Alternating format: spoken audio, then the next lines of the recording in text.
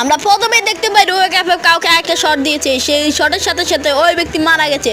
আমরা জানতে পারবো ওই ব্যক্তি কে, এবং সেই সময় দেখতে পাই যে হিপ হপ পালাচ্ছে। সে পালাতে পালাতে দেখতে পায় যে ক্লক টাওয়ার, এবং ক্লক টাওয়ারের পিছনে দেখতে পায় যে একটা ঘর। ওই ঘরে সে জলদি করে লুকিয়ে পড়ে, এবং লুকিয়ে পড়ার পর সে দাঁড়িয়ে তার ফোনটা বার করে জানে সে কাউকে একটা কল দেয়। কল দেওয়ার পর তার বন্ধু অথবা পার্টনার কেউ কল ধরে বলল, কী রে কী হয়েছে? তখন সে বলল যে আমাকে রোহিত ক্যাফে করেছে। সে বলল যে তাড়াতাড়ি আস। ওরা বলল যে আমরা আসতেছি, তুই অপেক্ষা কর, আমরা 1 মিনিট বা 2 মিনিটের ভিতরে আসবো।